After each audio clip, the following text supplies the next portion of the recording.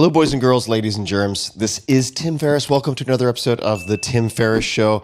I'm going to hop straight into the guest because I have so many questions I would like to ask. My guest today is Jonathan Haidt, spelled H-A-I-D-T. You can find him on Twitter at John Haidt. He is a social psychologist at New York University's Stern School of Business. Jonathan received his PhD from the University of Pennsylvania in 1992. His research examines the intuitive foundations of morality and how morality varies across cultural and political divisions. He is the author of The Happiness Hypothesis and the New York Times bestsellers The Righteous Mind and The Coddling of the American Mind with Greg Lukianoff. He has given 4 TED Talks, and in 2019, he was inducted into the American Academy of Arts and Sciences. Since 2018, Jonathan has been studying the contributions of social media to the decline of teen mental health and the rise of political dysfunction. He is currently writing 2 books, Kids in Space, Why Teen Mental Health is Collapsing, and Life After Babbel. Great title also. Life After Babbel, Adapting to a World We Can No Longer Share. You can find him at jonathanhaidt.com and on Twitter, once again, at John Haidt. John, nice to see you. Thanks for making the time. Oh, my pleasure, Tim. Very nice to meet you. So I thought we would begin with influences, how your personality, how your thinking has taken shape. And I wanted to begin with the name Richard Shweder. Could you please explain who Richard is and how he factors into your life story? I have many mentors, and sometimes I do what I call the gratitude parade in my head, and people flash past, and there's a string of mentors. But Rick Shweder is the biggest on who I am and what I've written. So Rick Shweder is a cultural anthropologist at the University of Chicago. And when I wrote my dissertation at Penn, I wrote it on a debate that he was having with some other people who study morality, who were saying that morality is always about harm, rights, and justice. And Shweder said, well, yeah, where you live in Cambridge, Massachusetts it is, but around the world, the moral domain is much broader, and there's the ethics of community, ethics of divinity. So I planned a study to pit the 2 theories against each other, and I did a study in Brazil and the US across social classes, and Shweder's predictions really came out beautifully. I found big cultural variation, especially social class variation in morality. And in part because of that, I was able to get a postdoc doing research with him. So for 2 years after my PhD, I spent at the University of Chicago. And during that time, I got a fellowship to go to India for 3 months, where Shweder worked in Bhubaneswar in the state of Orissa or Odisha, India. And that period, that year, 1993, I hope that's a year that we'll come back to a couple times during this conversation, because that is the pivotal year in my life when my mind was blown in many ways, one of which was that I was reading Buddhism and Hinduism, and then I spent 3 months in India, and it really was like, welcome to my world and my way of thinking, because Shweder is the most just brilliant, iconoclastic, thinking for himself, perverse in the most wonderful way, intellectual I've ever met. So that's the beginning of who Rick Shweder is. Perverse intellectuals. That might be the headline of this episode. So we are going to come back to 1993. We're definitely going to come back to Bhubaneswar. I was wondering how to pronounce that, so I'm glad you gave me the layup in advance. I'd like to visit a motto, I believe. You can't believe everything you read on the internet, but hopefully The Atlantic is reliable in this respect. A motto of Rick's that I'd like to unpack, which is, if someone asserts it, try denying it and see if it makes sense. If someone denies it, try asserting it and see if that makes sense. Could you explain what this means and maybe give an example of how he used it or would encourage students to use it? It comes from, I think, a brother-in-law of Rick's who is a dermatologist. And the dermatologist once said to him, dermatology is easy. Just follow this rule. If it's dry, make it wet. If it's wet, make it dry. And Rick, being, again, this perversity, he takes that rule, and that was sort of the way he ran his intellectual life. And so it was, so when I went to Chicago, it's like the most intense intellectual square mile in the country. And you'd be in these seminars with all these Nobel Prize winning economists and people, and someone would say something.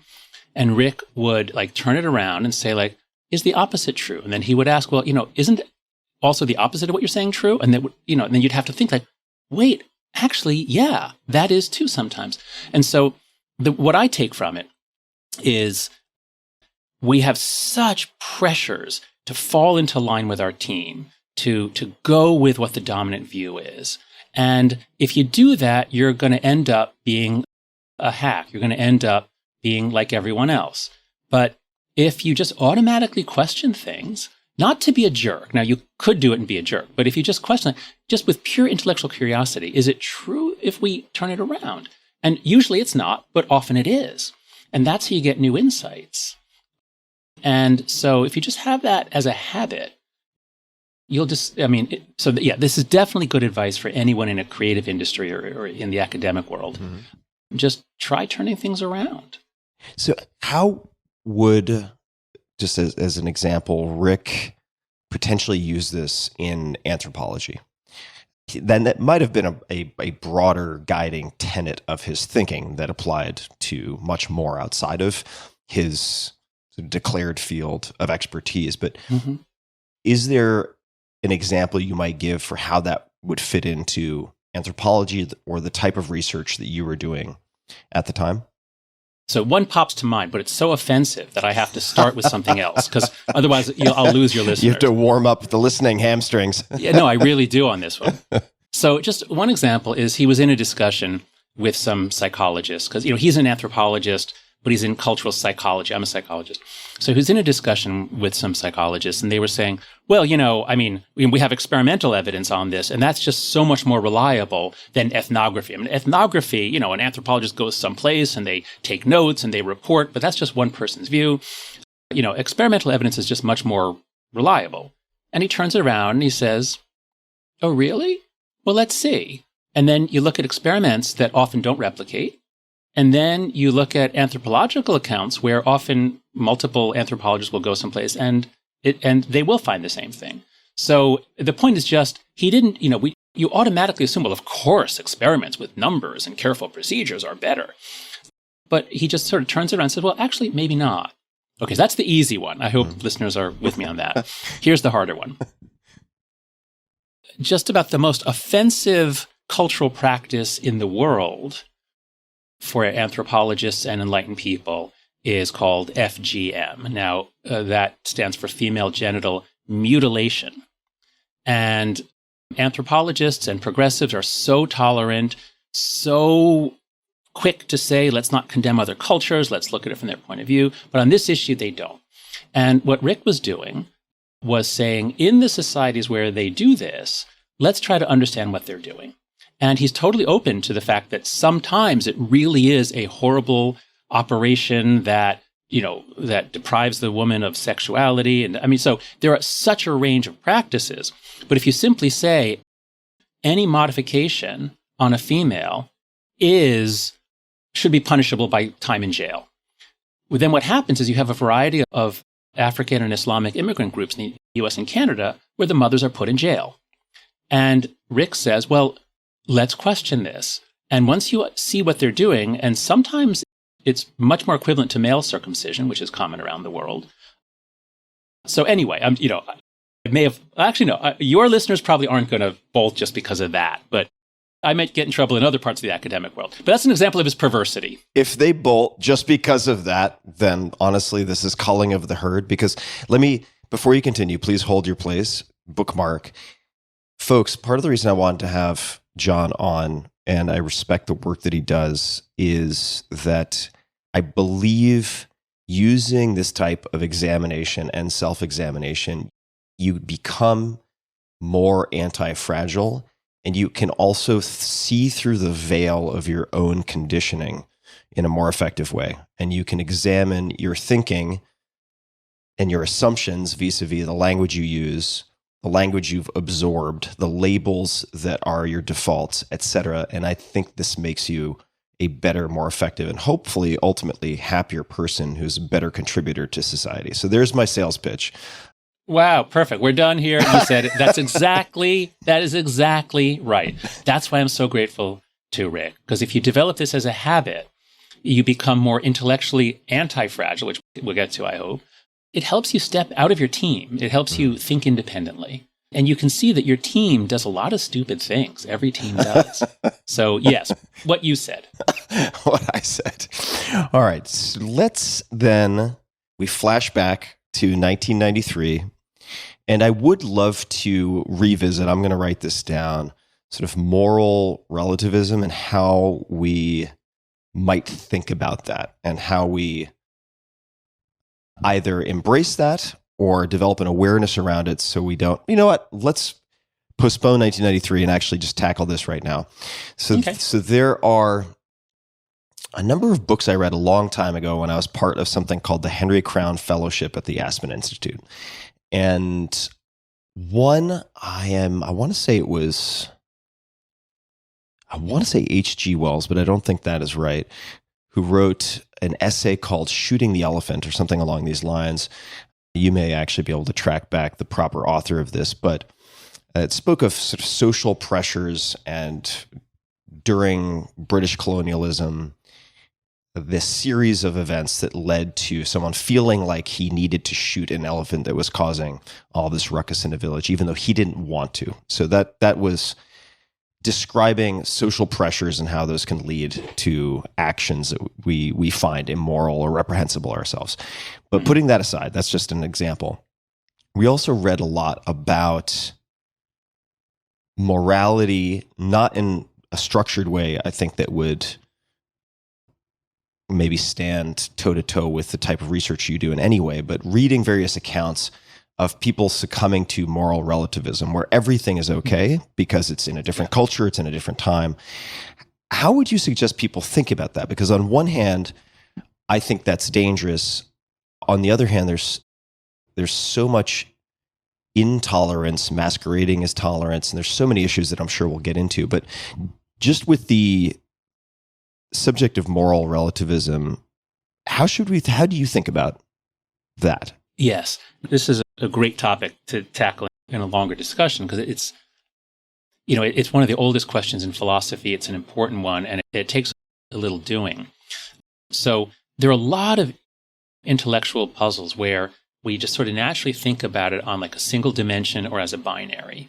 And if you kind of break it up into multiple dimensions, then you see solutions. So the typical way of thinking about this is morality real? Like, is it a real thing? Like the laws of physics, such that if people are behaving contrary to it, they're wrong, even if they don't know it? Or is morality just, and Herodotus and ancient Greeks, they saw this, like, well, in this country, they kill their parents when they get old, and in this country, they eat pigs, and they could see that practices differed. And so, well, maybe, it's just like language. It's just like whatever happens in your culture. Well, that's what's grammatical. But what I learned in part from Shweder and also reading a lot of philosophy, some of which he guided me to, was I'll put out a couple of concepts. So the first is moral monism versus moral pluralism. So the question isn't, is there moral truth or not? It's, is there one moral truth or multiple? And once you do that, now you've loosened things up. Because a hallmark of my work, and this is where I departed from Rick a bit, is I've always been very influenced by evolutionary psychology as well as anthropology. So we are evolved creatures. We are Homo sapiens, and we are all Homo sapiens, and we are primates, and we have a lot in common with chimpanzees and bonobos. So that's the evolutionary psych. And then there's also the anthropology. We vary. And so when you look around the world, you don't find infinite variation. You find a few major patterns. A wonderful book, Dancing in the Streets, A History of Collective Joy by Barbara Ehrenreich. She says when the European explorers went out in the 16th, 17th century, they found wherever they went, people danced around campfires, had rituals that bonded the group together. They often used psychedelic substances. They had beat-heavy music. So this is human nature. But feudal systems are also pretty common. There are a few major patterns. And so one possibility is there's not just one way of doing things, but it's not anything goes. It's that there are several different sort of grammatical human forms. And this actually became the basis of my major work in psychology, which is moral foundations theory, which is my effort to say, what are the taste buds of the moral sense? Because cuisine varies around the world. You wouldn't say that the French are wrong if they don't cook like the Vietnamese, but I think you could say that the French and the Vietnamese are both much better cooks than the English, or at least, they were historically. It's not that anything goes. There is some truth. But here's where we bring in the second kind of abstract but really powerful concept, which is anthropocentric truth. So that means something can be true relative to to humans, to who we are. So if intelligent aliens come to our solar system, they will find that the Earth is the third planet from the sun. And that was true before we existed, and it'll be true long after we're gone. And they would find that gold is a better conductor of electricity than is aluminum. That was true before we were here. It'll be true, So those are non-anthropocentric truths. There's a fact. And so many people have been on a quest to find what are the moral truths. And so Sam Harris, who for a brief time was my intellectual enemy, we kind of had like a feud for a few years. Now we're friends. We actually like each other quite a lot. But we had kind of a feud over this because he has a whole book, The Landscape of Morality, arguing that moral truths are like the truths of chemistry. And I say, no, they are anthropocentric truths. This is from a philosopher, David Wiggins. There are things that are true because of the creatures we are. So there are things that are beautiful because of our senses. There are things that Shakespeare is a better writer than Kurt Vonnegut. Now, I love reading Kurt Vonnegut. I probably enjoy it more than Shakespeare. But man, I can see, and almost everyone can, Shakespeare is a complete genius at crafting words. Now, it's a fact. If aliens come here from another planet, they're not going to agree because it doesn't make sense. It wouldn't fit with their nature. Anyway, so putting this all together, I think what we can say is there are moral truths and moral orders that are emergent. I am not a relativist. I'm not a monist. I'm a moral pluralist. There are multiple moral truths. And these truths are emergent from human nature interacting as people interact in societies. Okay, wow. I think I just did it. Oh, it's great. And I want to tag on a follow-up, which is, how do you personally, and we're going to come back to the from feud to friends story, because I think that could be an instructive case study. Plus, I'm just curious because I'm friends with Sam also, who is a very formidable sparring partner. Yes. When you look at global events, how do you think about, personally, human rights violations, what to accept, what to oppose yourself as a pluralist? And I'm not saying that because I'm viewing myself as the opposite of a pluralist. I'm just curious how you personally think about what you are proactively going to push back against. Doesn't need to be outside the US.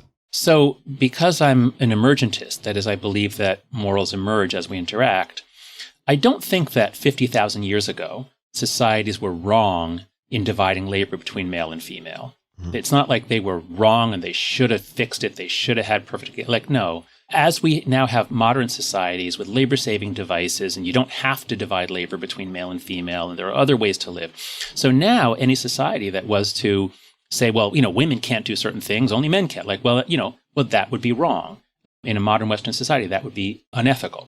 That would be a violation of civil rights. Now, when we look at things like countries in which the secret police grab people in the night and take them away and torture and kill them, you don't have to be a very advanced society to realize that this is horrific. This is wrong. This is brutality. This is not justified by appeals to morals. So I once developed a kind of a 3-part test. Let me see if I can remember it. Because what we want to do is we want to separate things like veiling or things where they might be broadly accepted in a culture, but we're offended by them, from things like chattel slavery, where some people accept it, but the victims of it didn't accept it.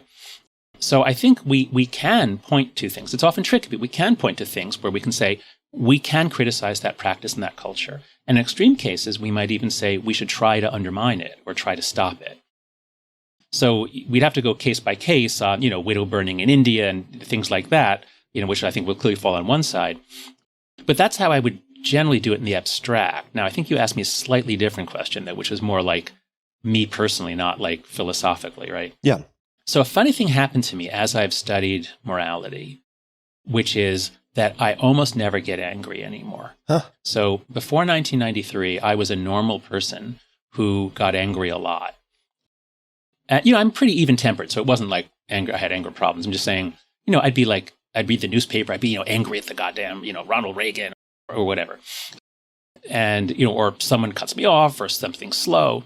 So I was sort of, quasi type A, pushy, smart Alex, son of a bitch, Jewish kid is what my neighbor once called me. So I used to be like that. And then in 1993, I changed, in part from, the key thing there was actually taking LSD for the first time while I was studying to go to India and reading the Bhagavad Gita and reading, Hinduism and Hindu philosophy. And I was 29 years old. So here I am studying moral psychology and all these things.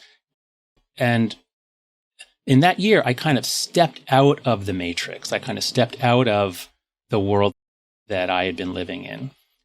And that is what allowed me, that year, allowed me to do the work I've done with the rest of my life, which is saying, you know what, let's try to understand progressives and conservatives in their own terms.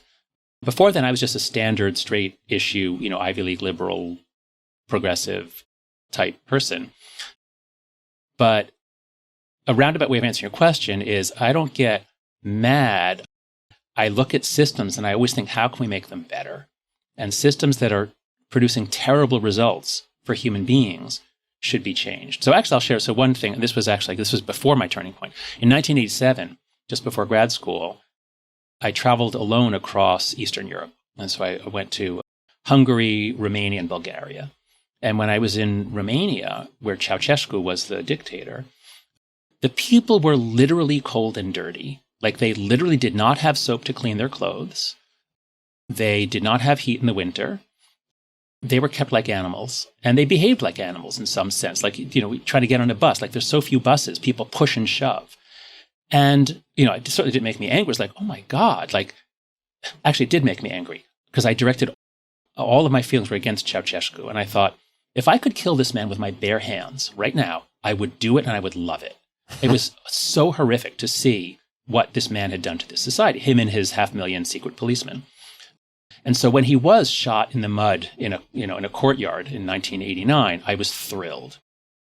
So I guess that's more of a direct answer to your question. If I see someone, oppressing a whole society or acting in that monstrous way, not for any morally legitimate reason, yeah, I think we need to take action. Could you tell me more about your LSD experience? Why was that such a seemingly crucial ingredient in that turning point or that period for you? I know you've had a fair amount of psychedelic coverage on this podcast, and I'm sure your listeners many will be experienced or familiar with it. So the turning point for me, it was June 11th, 1993. Like many other such experiences, one feels reborn and you feel like you remember the day, you remember exactly when it happened. I was a postdoc in Chicago working with Shweder, and I went back to Philadelphia where I'd been a grad student and where my ex-girlfriend, we were still good friends, was there, and a lot of our friends. She got some acid and we all did it. It was my first time doing it at the age of 29. And the metaphor that I use in making sense of it afterwards was, it felt to me as though I'd spent all my life living in this amazing mansion with thousands of rooms. And I loved exploring this mansion, and I loved to travel. And there were all these rooms to explore. And I thought I was like, seeing all this stuff. And then that night, it was like God punched a hole in the roof, reached in, picked me up, took me out of the mansion, and took me around the whole world and said, you thought that was the world? No, this is the world. And it's, beyond anything you can imagine. And then, he puts me back in the mansion, seals up the roof, and says, go on. And I don't mean literally God. I'm a Jewish atheist. I don't believe literally in God. But these experiences have really helped me understand the way we evolved for religion, the way almost all societies have a way of using psychedelic plants. But you interviewed Michael Pollan, so what he said. So that experience certainly changed me as a psychologist, thinking about the human mind and consciousness and self-transcendence and all of that. But it changed me as a human being because afterwards it was like like small things just don't matter. It changes your perspective. That's trite to say. But it also just helped me You know what it did? Okay. What it did was here at the same time, I was reading the Bhagavad Gita. In the Bhagavad Gita, there is a specific scene. I talk about this in the Happiness Hypothesis. There's a specific scene where Krishna gives Arjuna a third eye to see the world as it really is. And he's like gasping for breath. He's like, he can't process it, but he comes back and he wants to serve Krishna. Now, I didn't come back like, I want to serve my fellow men, but I felt like all my old pettiness, all of that just sort of burned off.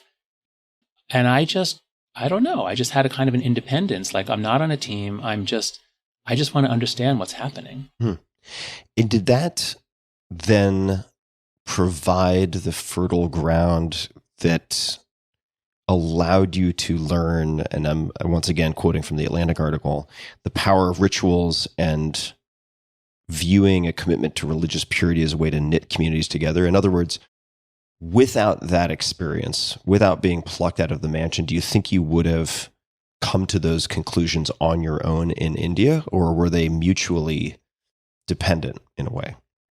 I think they were mutually dependent, yes. I don't think I could have done it. It would have been just more of a standard intellectual experience, like, this is interesting. Let me write this down in my notebook. Let me try to make sense of this. Because the other piece we want to bring in here is that in grad school, I read Émile Durkheim, the French sociologist. And really comes out in The Righteous Mind, like Rick Shweder and Émile Durkheim and Charles Darwin, like those are the three heroes of the book. Those three men, their ideas just transformed my thinking. And so you put those all together in a 29-year-old brain who's having a tremendously good time at the University of Chicago and then going to India.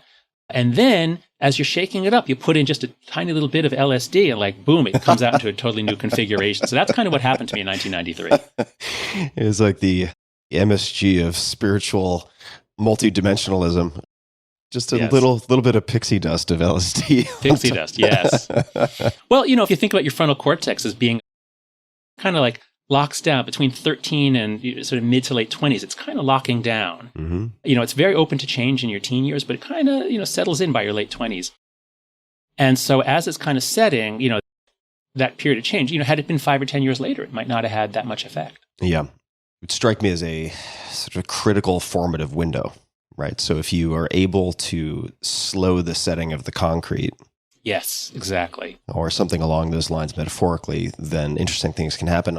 I will say, not to spend too much time on the psychedelic component of this, but that the loosening of self-identity, even at advanced ages, let's just say in terminal cancer patients who are suffering from end-of-life anxiety, the ability, and there's some evidence to suggest, although I think it's simplistic, that the downregulation of the default mode network helps to inhibit self-referential thinking and that type of executive function, and therefore people experience this ego dissolution or ego death. But even in a less extreme instance of that, it frees you from the constructs that have been the lenses you've always worn but not realized you've been wearing. And to that extent, I do think it allows you to see something like, for instance, these behaviors and beliefs in India with a very different set of eyes than would otherwise be possible. 1993, I must say, just as coincidence, 1992 to 1993 was also the year that probably most dramatically changed my life. So we were having transformative experiences in the same 12-month period of time. It was my first time overseas, and I landed in Japan as an exchange student, going to a Japanese school, living with Japanese families for a year. And that broke open my mind in such an incredibly, at points difficult ways, but in such a beautifully profound and productive way, because it forced me to question what it meant to do things the right way. It was my first time being in a country where people drove on the opposite side of the street. It's my first time being anywhere where the entire family shared the bath, didn't change the water, and you had to clean yourself beforehand. Right.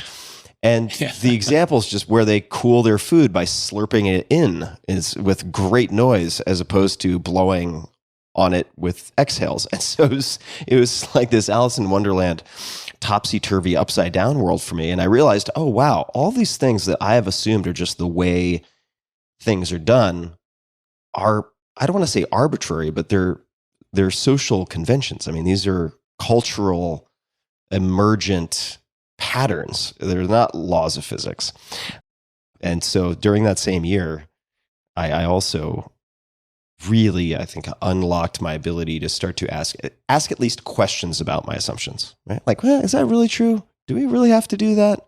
Yeah. Is this really how it works? Even the structure of thought is mirrored in language. I mean, Japanese is very, very different. Instead of being subject, verb, object, I eat the apple, it's I the apple eat, I to school go, that type of thing. And it was a very productive year. I just want to pick up on that for one moment. Because I think you had your experience at a sort of a more opportune age than mine. I mean, mine worked out great, but it's not. You were in college at the time, right? You were I was actually. This was before Princeton. This would have been high school. Wow. This was age 15 to 16. Okay. There's research on how we create stories about ourselves, and our stories are wide open. From about 14 or 15 is when it kind of opens up through the mid to late 20s. That's like the key period. And so you had yours right at the beginning of that. And listening to you, because I think so much about left-right differences, there's research that foreign travel makes people more progressive, more liberal, because you see how things can be different. Did it have that effect on you? Were you progressive or liberal at the time, and did it change your politics at all? I am grateful, very, very grateful. I don't want to throw either of my parents under the bus, but my dad was very vocal about various political stuff, and I completely turned off that listening function. So I did not, this is going to be embarrassing perhaps to admit, but I effectively paid little to no attention to politics until perhaps 10 years ago. And so I didn't identify politically at all. I was really issue by issue, if they came up, if it was something that affected me or that I thought I might want to change, that was the extent of my radar pickup. I will say that in retrospect, looking at my experience, probably also given the way that Japanese society is structured and the availability of healthcare and this, that, and the other thing, that many of those issues would probably be associated with a sort of left-leaning, progressive mindset, I suppose. I would have to imagine that to be the case. I don't see how it would go the other way, because I wasn't, even though in Japan there is some pretty crazy nationalism and super hardcore, I suppose, sort of right extreme stuff, I was not exposed to that. Okay. The idea that I was just developing from what you were saying was this. I've long thought, since I wrote The Righteous Mind, and since I really tried to understand conservatism and libertarians, and really got sort of the wisdom from those traditions as well as the progressive or liberal tradition, and I've really come to see that a functioning society, it needs a sort of progressive wing pushing for change, and it needs a conservative wing saying, slow down, tapping on the brakes, William F. Buckley, stand thwart history, yelling, stop. You need both in a healthy society. We don't have that now. Our left is not liberal, our right is not conservative. We're a mess.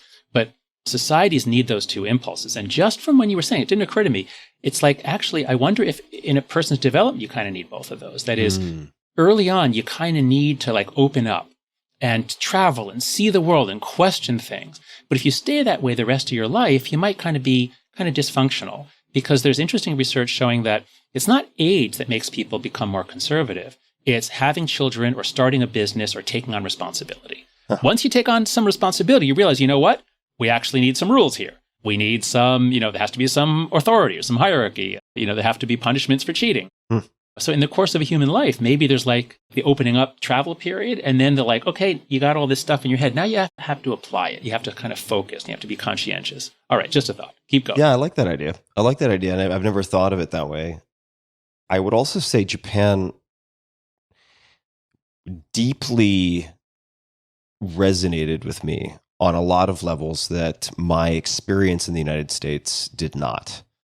The cleanliness, the sort of obsessive compulsive focus on detail, just the level of meticulous attention to the most minute of details, which can be crippling. It's not all upside, but that so deeply, to me, felt like a warm bath for maybe my predispositions or my neuroses, that it felt like a rebirth of sorts, right? I mean, I would have friends who would say like, Tim, omae nihonjin da yo. They would just be like, you're not American. I don't get it. Like you're white and you look like what you look like, but you're more Japanese than I am. And they would make these jokes because it came so easily to me culturally in a way.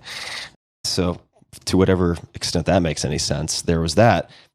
And, I did want to ask you about your comment, the label you used of Jewish atheist. So I am a Jewish atheist. Yeah. And I want to provide some context for this, which is Paul Graham, who's famous for co-founding Y Combinator, had a tweet, I think it was actually in one of his essays also, along the lines of the more labels you apply to yourself, the stupider you become, something like that. I'm paraphrasing it, but Be careful with the labels that you use. I'm not forcing that on you, but I'm curious to know the thinking behind Jewish atheist. And I'm friends with a writer named A.J. Jacobs who said, "Oh yeah, I love A.J." What he say, like funniest writers around. Yeah, he's hilarious. So he said something like, I am to Jewish what Olive Garden is to Italian, or something like that. was his explanation when he wrote the book The Year of Living Biblically, which is a fantastic book. How do you think about being Jewish? What does that mean to you? So first, we're having this discussion in the context of a Christian background culture. Christianity is somewhat unusual, although Islam is similar, in making it's all about your relationship with God and faith. Mm-hmm. And Judaism is a more ancient religion, and it's very much about a story about a tribe, a group that has these ups and downs in history, and we're bound together. And of course, God is a very important part of the story. But as Jews have lived in different cultures around the world, well, that shapes your identity.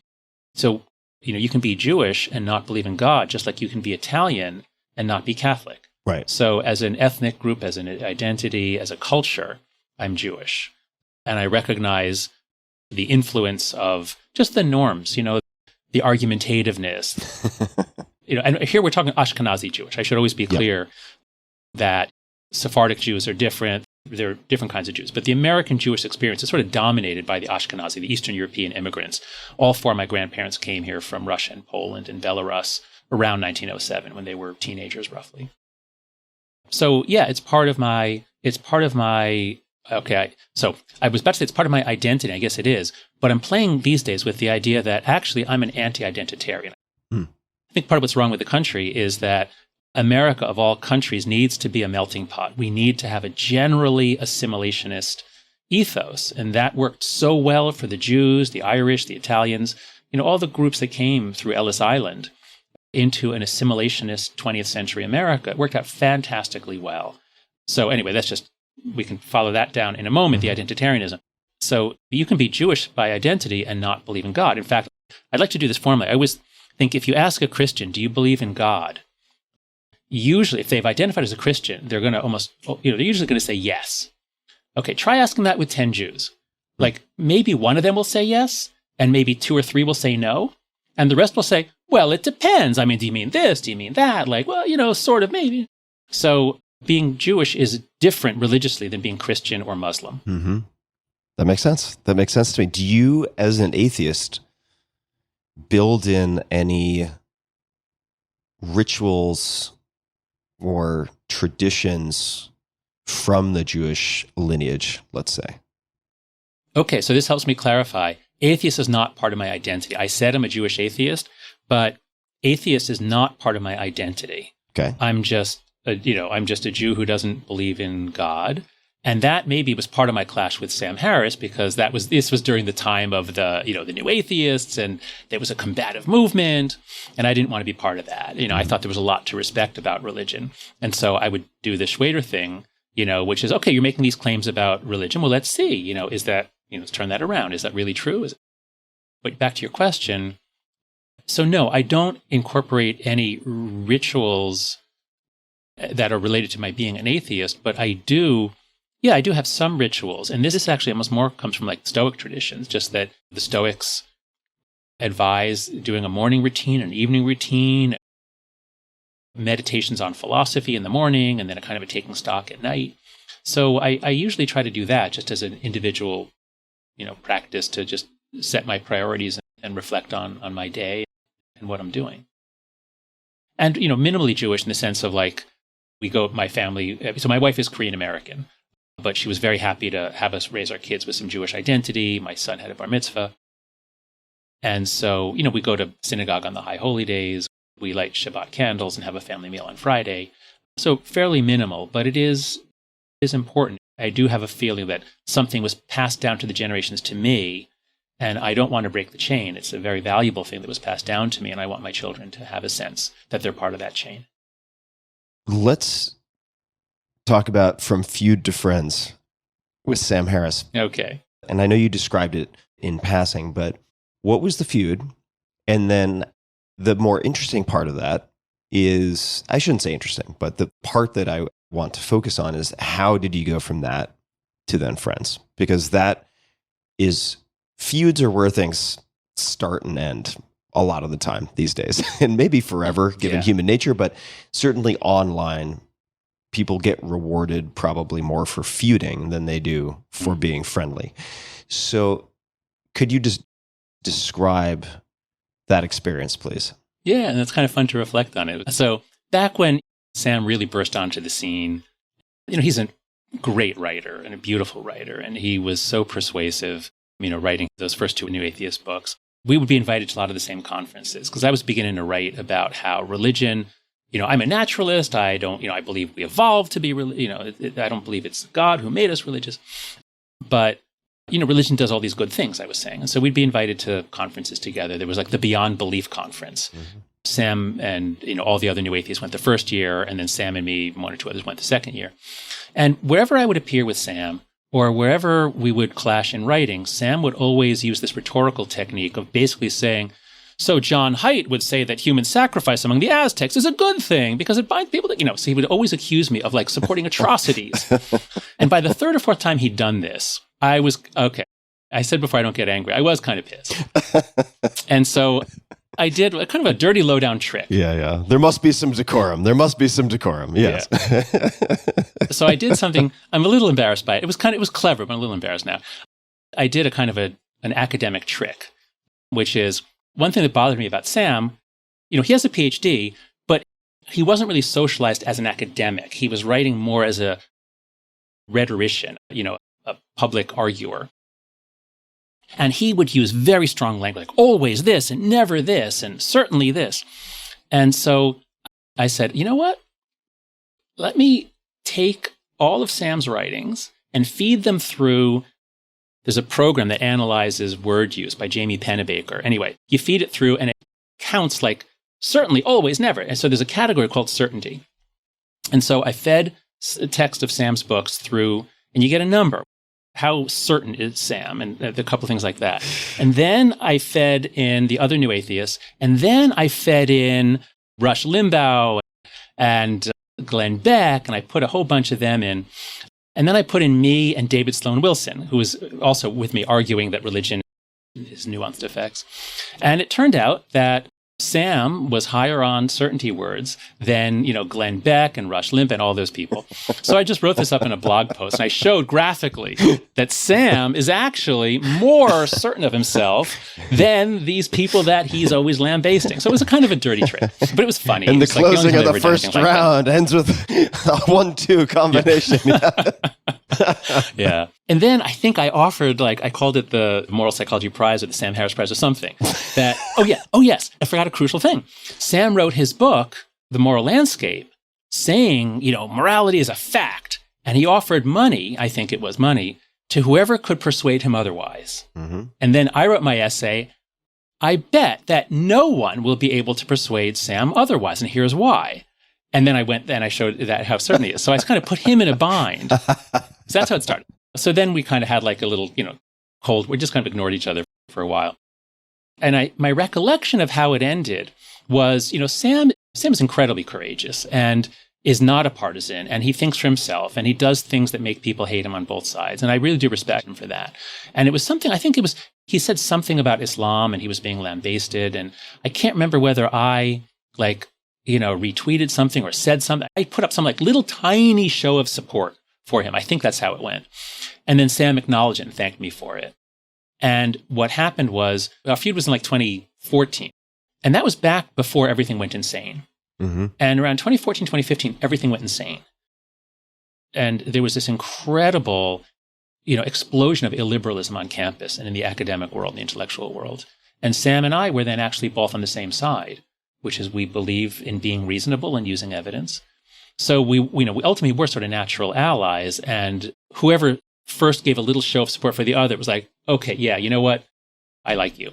So, and this, I've been on his podcast twice, and I have just great admiration for him. He's a very, very smart cookie. I'm also a very big fan of Sam. And Flashboil, 2014, 2015. What the hell happened? What contributed to things suddenly hockey sticking in insanity? Could it have been predicted? I don't think so, because I find these big ideas that really help me think. And so I'm going to put another one out there, which is a complex dynamical system. And is this something you've talked about on your show before? Mm-hmm. So complex dynamical system. So the human mind is really good at thinking about mechanical systems, machines, things moving in space. We have sort of two brains. We have sort of two minds. We have a mind that's really good at thinking about objects moving in space. And so there's popular mechanics for people like doing that. And we're really good at thinking about people moving in social space and forming alliances and betrayals and soap operas and all that. And so there's People magazine for people like doing that. Those two things we're really good at. But there are a lot of things in our world that are nothing like that, like the weather, the economy. There are complex dynamical systems where you can't, even in principle, predict what it's going to do because it's a chaotic, complex system. And you can change parameters and you can kind of predict which way things are going to go, but you can't really know. And when you change parameters, you can suddenly get a phase change. And so mechanical systems are easy to understand. Complex dynamical systems are very hard, but we live within them. And so what happened, I believe, is that we hit a phase change. It actually began in 2014, but it blew up in the academic world in 2015. And so this is what I've called metaphorically the fall of the Tower of Babbel.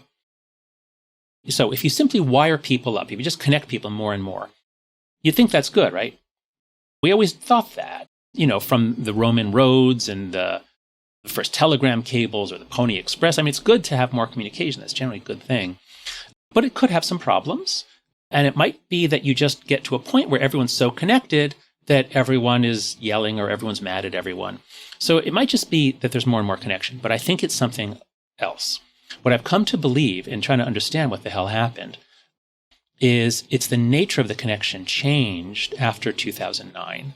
So once, what we used to call social network sites, they connected people. So you could use Facebook to communicate with your friends from high school. That was great. There's no problem there. But in 2009, Facebook introduced the like button, Twitter introduced the retweet button, Facebook copied it with the share button. So social media isn't just connecting people anymore. And we stop talking about them as social networking sites. We start using the word social media platform. Now it becomes about performance. And it becomes much more viral, much more explosive. It's not about me talking with you. It's about me talking at you in the hopes that my slam on you will get picked up by others, and that will make me famous. That will get me prestige. And once everyone's motivated to do that, or I should say once 10% of people are motivated to do that, the system develops new properties that were not there in 2008. Yeah.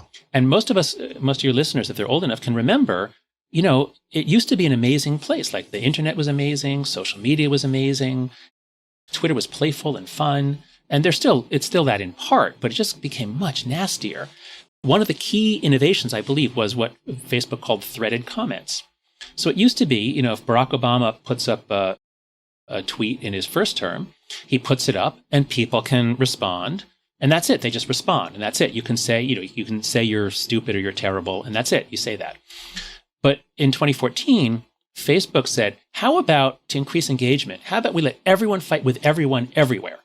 So if Barack Obama puts up a Facebook post in his second term or after 2014, someone can say, go back to Kenya. And then someone else can say to that commenter, no, you are a fascist. And then before you know it, you've got people fighting in the comments. So it's like those scenes in a barroom brawl. You got two people having a face-off, and suddenly everyone's breaking bottles in everyone's heads. That, I believe, is what happened in 2014, 2015. Yeah. And democracy is unsustainable. Institutions are collapsing. Universities are going crazy. So we're now in the post-Babbel world where we can't have any shared understandings of truth. We can't have any shared stories. Hence the title of my forthcoming book, Life After Babbel, Adapting to a World We May Never Again Share. Do you have thoughts on what we can do from a proactive incentive perspective to, I don't want to say reverse some of these trends, but to redirect the currents slightly in different directions? And you mentioned Chicago. One thing that really jumped out to me, this is quite a few years ago now, I want to say, but when the sort of woke supremacy virus started spreading throughout academia and sort of fragility was being reinforced and tripled down upon, I want to say it was the University of Chicago put out a letter to say, like, we are actually going to go in the opposite direction. And it was notable to me because a number of friends of mine who are alumni from U Chicago said, this is the first time in 10 years that I've given money to the university. Yeah. So there are, I guess, a number of questions in this word salad that I'm throwing at you. The first is, why do you think U Chicago was able to do that then or willing to do it? And would they be willing to do it again now? Right? Just to understand the incentives, because I've seen so many people lose their posts. It doesn't seem to matter how high up you are. If you can be removed by the trustees, you are vulnerable, or whatever mechanism exists for replacing the top brass. And then separately, let's focus on the academic side first, and then we can look at the technological side and maybe the business side. So in the academic world, why do you think it was possible for U Chicago to do it then? Could they do it now? And is it possible to create some type of counterbalance or change incentives such that this doesn't continue to go in the direction it's going? So I can't answer that question until I explain the dynamics that have made leaders cave throughout the intellectual world, throughout the, let's call it, we have democratic institutions and we have epistemic institutions. Epistemic meaning in search of knowledge. So that's preeminently the universities and journalism, museums, other things like that. Why have they all fallen in the same way? So let me start with that, and then we'll get to Chicago. So I've been trying to figure this out like every day. I've been obsessed with this since it started in 2014. That's when Greg Lukianoff came to me. Greg is the president of the Foundation for Individual Rights in Education. And he said, John, weird stuff is happening on campus. Students are suddenly asking for protections from books, words, speakers, ideas. Before then, it was always administrators. And so Greg says, like, what's going on? The students seem to be explaining these things using the same cognitive distortions that I learned to not do when I was treated for depression. Greg suffers from depression, and he learned cognitive behavioral therapy. So anyway, I thought Greg's idea was brilliant. Somehow universities are teaching students to think, to catastrophize, overgeneralize, mind reading, all these distortions. So that starts in 2014.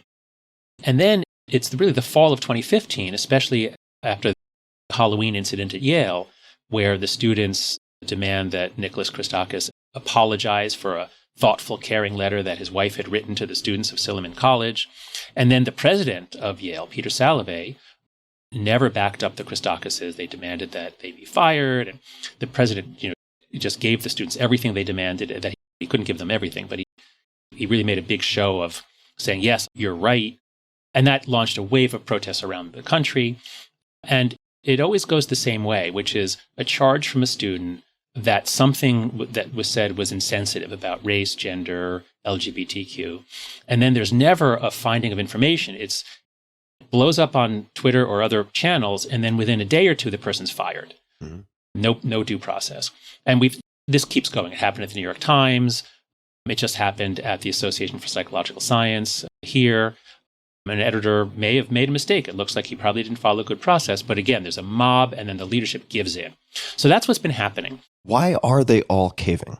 I'm just trying to think of the incentives, because it doesn't happen everywhere, right? There are some counterexamples. So it happens when you get moral homogeneity. So you get an institution where the great majority, or almost everybody's on one side. And so in epistemic institutions, it's always going to be the left. Mm-hmm. Now, you can have a craziness on an all right-wing institution, but there aren't any institutions on the right that are as high, that have so little diversity as those on the left. On the left, it's often the case that there's not a single person on the right.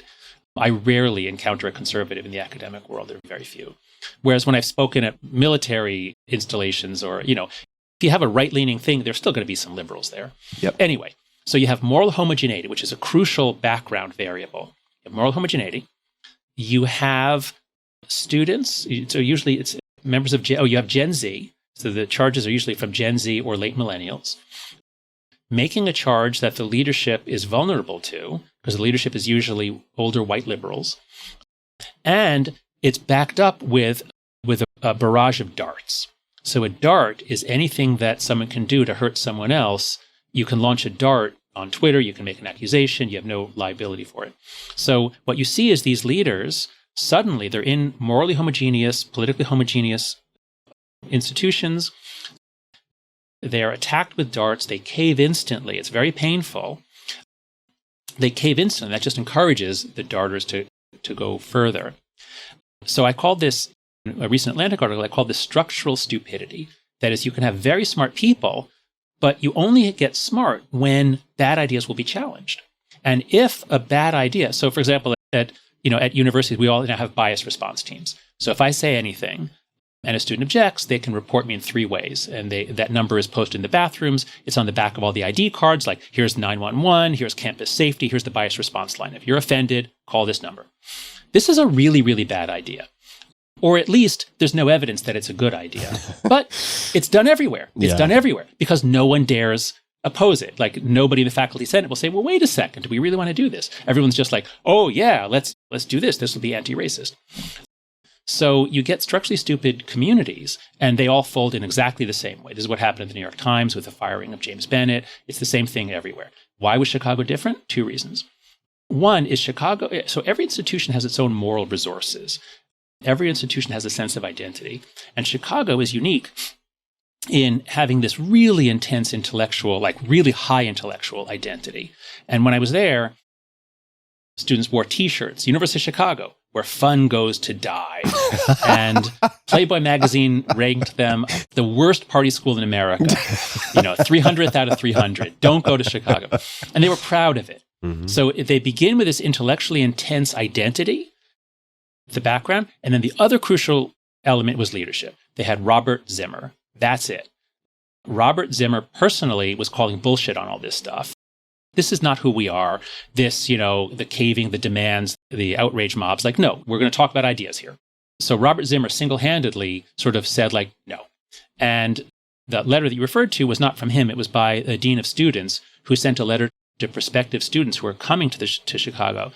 And he said, at Chicago, we don't do safe spaces. Now, he misspoke, or that was a mistake. Because if the gay students or LGBT students want to have a club where they have certain discourse rules, great. Free association, let them. What the dean meant to say was our classrooms are not safe spaces. In our classrooms, people can criticize what you say. So, and if you have that, then you don't have structural stupidity.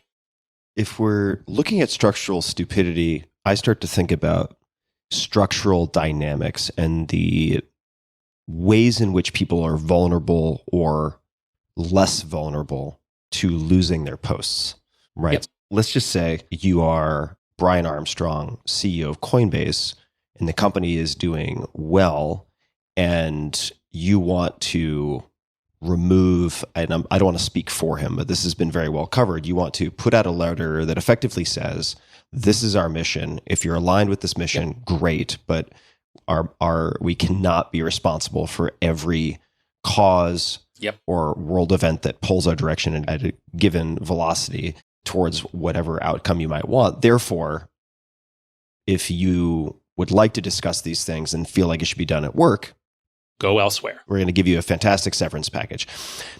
Part of the reason he can do that, aside from, I think, being very courageous, thinking for himself, and being willing to take a lot of flack in the short term, in the long-term best interest of the company, putting that aside, he's also, I think, in doing that, unlikely to get fired, right? It would take the board of directors to remove him. And then there's the question of, well, who would we replace him with? Who would actually be a good enough operator to do a better job? Going to be very tough. I suppose what I'm wondering is, within academics, do you think there's anything that can be done to provide protections or safety nets such that more people can actually take a counter position? Yes. So let's just start by understanding the complex dynamical system of a company in a capitalist economy. Mm-hmm. So all the stuff that started on campus in 2015, Greg and I wrote about it in the Coddling the American Mind. We were going to have a chapter on the Coddling goes to work, but there weren't enough stories in 2017 when we were finishing the writing. So we closed down the book. And then in 2018, it all starts blowing up, all this stuff, because Gen Z graduates, they move into the corporate world, and they do the same stuff there that they were doing on campus. The accusations that someone wore a hat that offended me, you have to punish them. This is an HR issue. So all that stuff starts around 2018, 2019. And then, of course, in the summer of George Floyd, the political activism intensifies, for, again, understandable reasons. But in that summer, almost all businesses, it seems, put out a statement on Black Lives Matter. Now, that was an exceptional summer, exceptional event.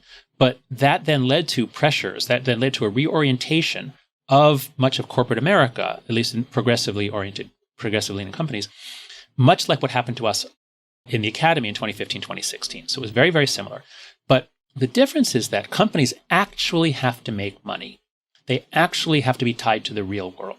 So if they do things that backfire, that cost a lot of money without any benefit, like mandatory diversity training, it takes a lot of money. There's not really any evidence it makes anything better. At some point, reality hits companies.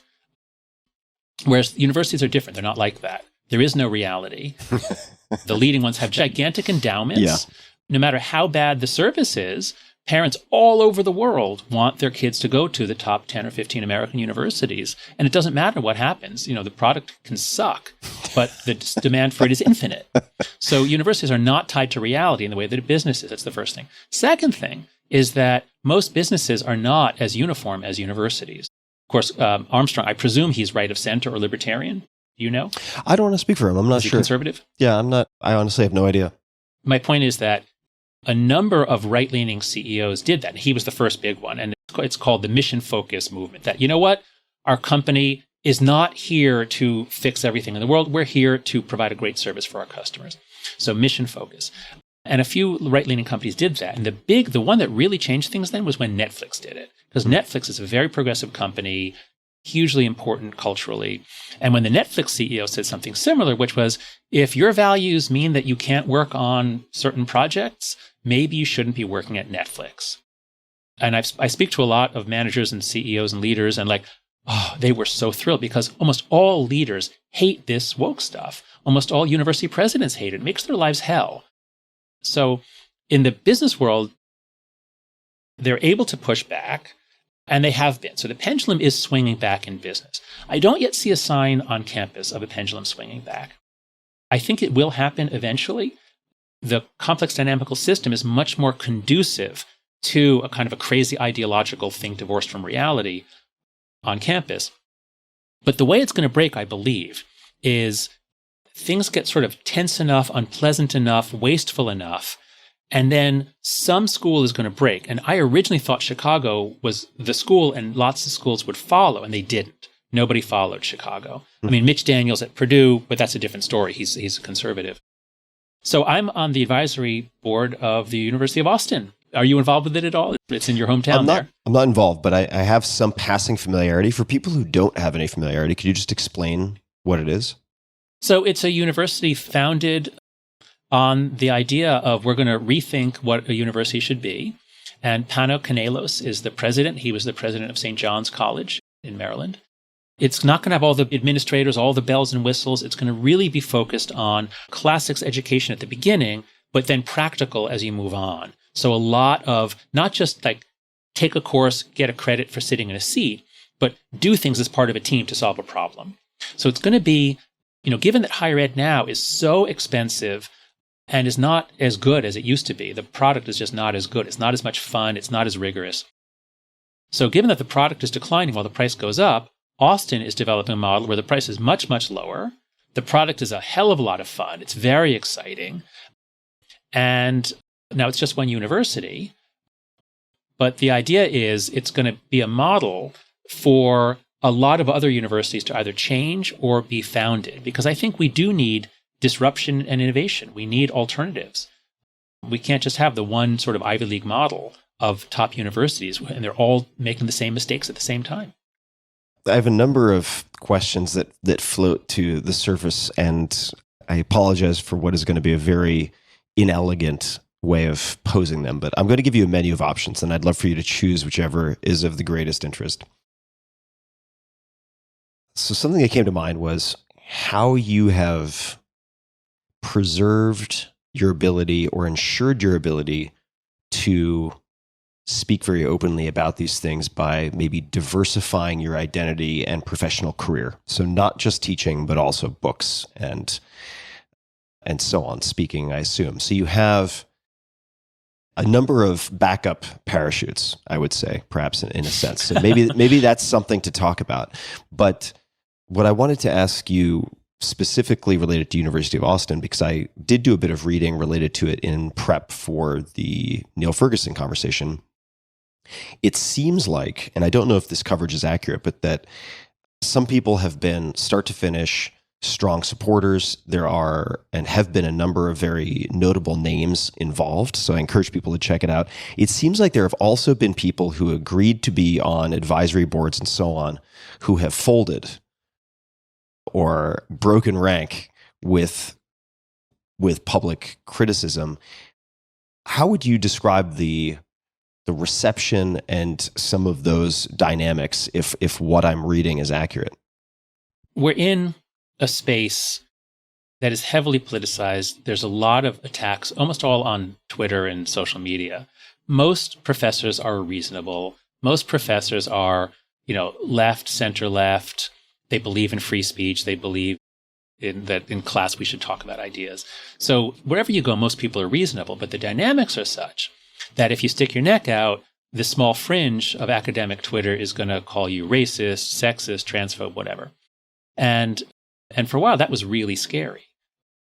And I think now it's kind of like the boy who cried wolf 10 million times, once everyone's accused of racism, sexism, transphobia, Islamophobia. I think now people are just so exhausted that I think now it's a little easier to stand that fringe on Twitter. When the University of Austin was announced, I think there was a mistake in that some of the original material was a little bit pugnacious, and it sounded sort of like this is going to be an anti-woke university. And once any particle is labeled like anti-woke, now suddenly it's like, now it's, So I think there was a little brouhaha. I think that was one fumble the people running it made in what was otherwise, I think, a very good launch. I think they really explained well what it's going to be about. So I wish they hadn't done that, because what I've learned from studying morality is in a polarization spiral or a culture war, the harder you hit your enemy, the stronger they get. And so you don't win by punching them really hard. You can never destroy them. In a real war, you can literally kill them and take their land. But in a culture war, you can't do that. And so I think it's really important. This is what we've done at Heterodox Academy. So I founded an organization called Heterodox Academy. It's now run by John Tomasi as our president. And our attitude is we're not here to fight the culture war. We're here to build great things. We're here to help people remember why they love universities, why universities are so important. And I think Austin is doing that. So I think early on, it was a new thing and it wasn't clear what it was. And there were one or two people who left the advisory board at that early stage. But I think now it's settled in, it's being successful, it's had a class of, it doesn't yet have a full year of students, it had a summer program. And I think we need variation, we need innovation. Mm-hmm. And so I'm actually very excited about it. Yeah, I agree. I'm excited to watch it. Could you say a bit more about Heterodox Academy? Oh, I'd love to. So I gave a talk in 2011. I was invited by the president of the Society for Personality and Social Psychology to be part of a panel at our annual conference on the future of social psychology. And, we talked about my stepping out in 1993. I'm not on a team. I was still very much a Democrat. I voted for Democrats. But by the time I was writing The Righteous Mind, I began to really take seriously that you need viewpoint diversity. You need conservatives and libertarians. You can't just have a bunch of progressives studying psychology. You get bad results. And so I gave a talk on how, this is a problem. This is a problem. We don't have any conservatives. And I went through all kinds of methods of finding a conservative social psychologist. I couldn't find any, and I finally found one. So I gave a talk on this, and I wasn't kicked out of the field. People actually said, oh, you're right. Like, actually, this would help us if we had some political diversity. So that was 2011. And this was just a problem about the faculty. And some other professors who were there liked what I said. They said, yeah, we think this is a problem too. So we wrote a paper together on laying it out more formally.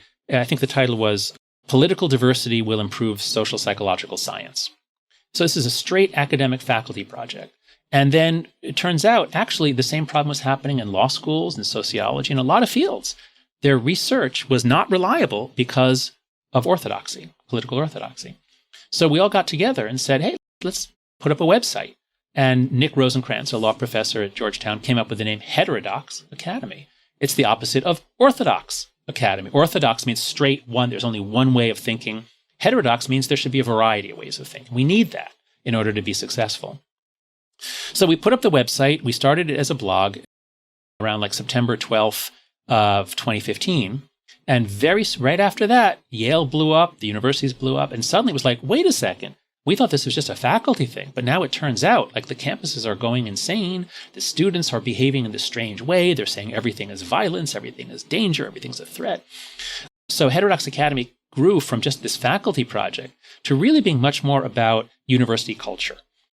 To do our jobs, we have to have not just viewpoint diversity, but a sense of grace, a sense of tolerance, a sense of intellectual humility and generosity. We have to be able to think together. We have to have people like Rick Shweder saying, okay, you asserted that? Well, let me try the opposite. And then they don't get fired for doing it. So that's what we're trying to do. Heterodox Academy now we have a couple of big projects. One is we're branching out and having campus communities. We're going to be working directly on campus with we have about 5,000 members. And I invite everyone who's listening here, if you are a professor or an administrator, if you're an insider to universities, if you're part of the community that is tasked with preserving these precious institutions, please go to heterodoxacademy.org and click on About Us and join. You can see our membership. It's free.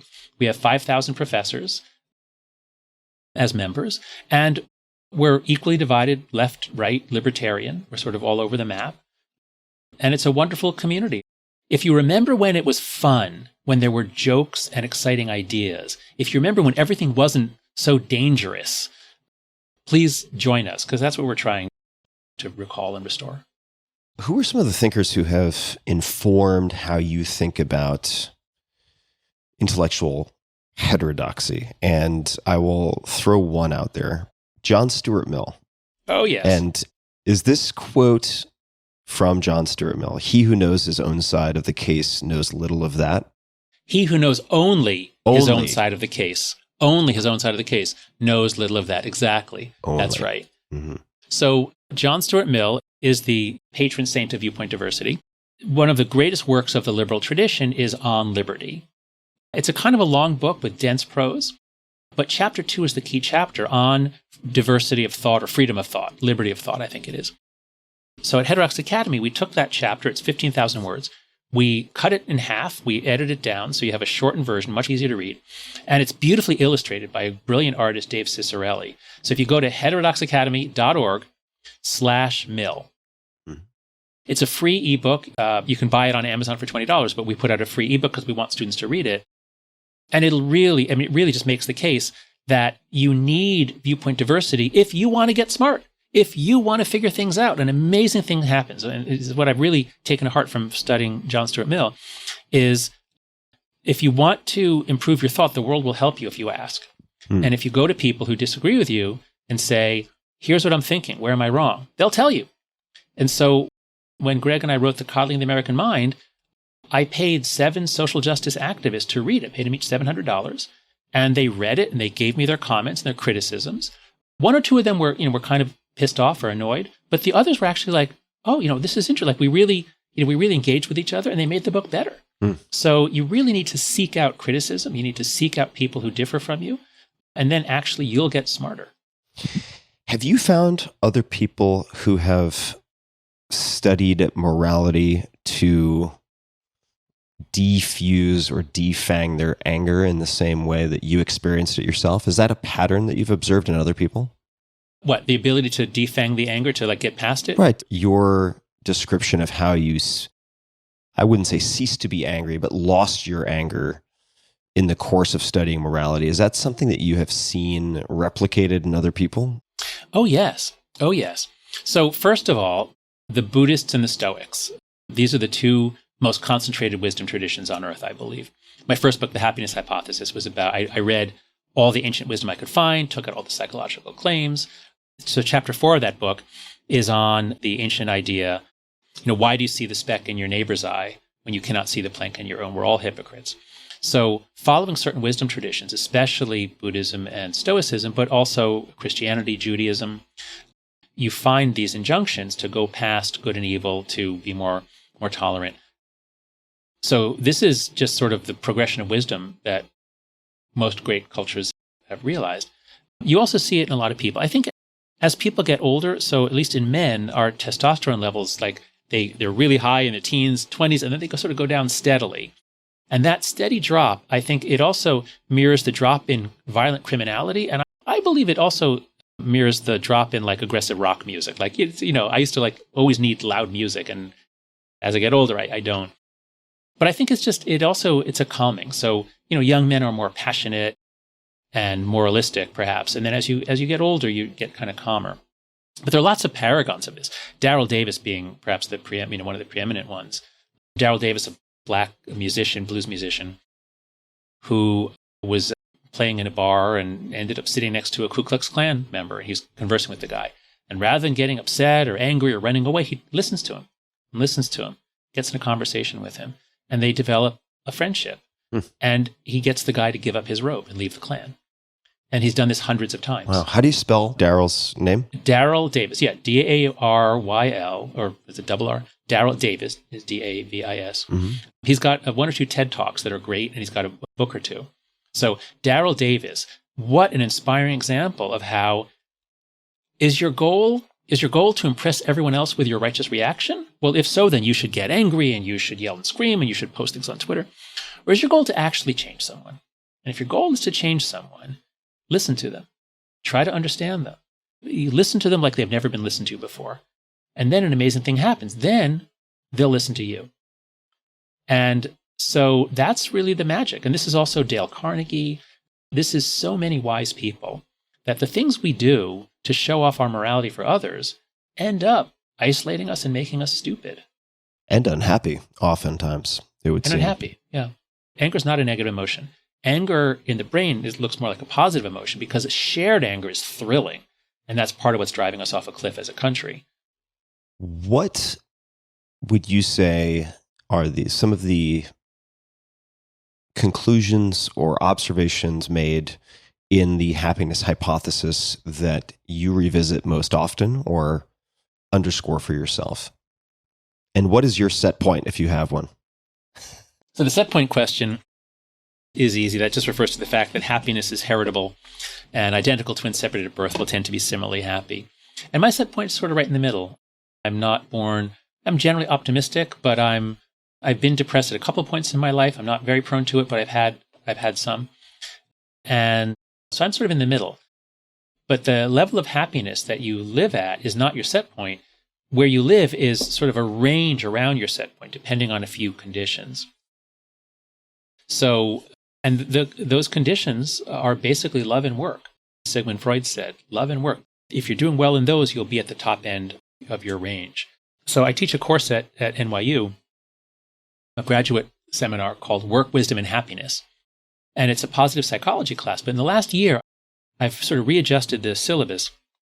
I've rewired the course so that the title could be Smarter, Stronger, More Sociable. And so we have sections on how do you get smarter.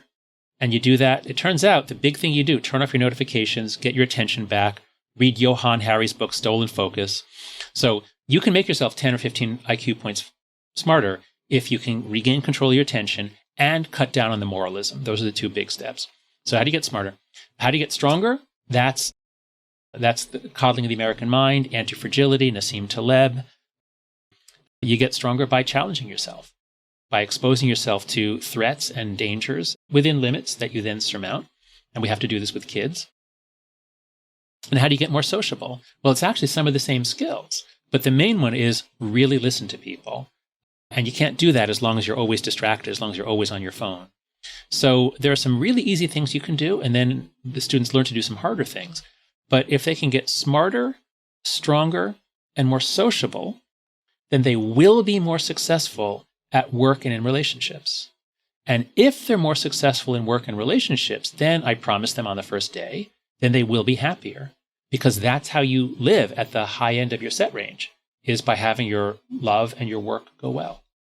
Is this course in any capacity available online, or could it be made available online? Oh. Any aspect? Maybe a reading list, maybe questions? Well, the syllabus is online.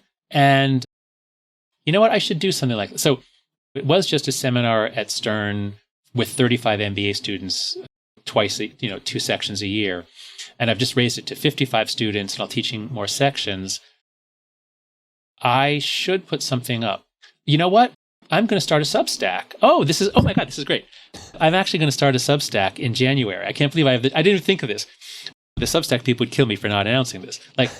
So it's going to be called After Babbel is the name of the Substack. And I can just put up whatever I want. I used to blog at righteousmind.com, but that was not much. So I'm going to start blogging, and I thank you for that, Tim. I will put whatever I can put easily online or in there, I will put there, at least the reading list and the syllabus. Amazing. And eventually maybe I could tape the lectures or do something to put it up. Yeah, I'll think about it. Is there a department and number for the class? Something that people could look for online?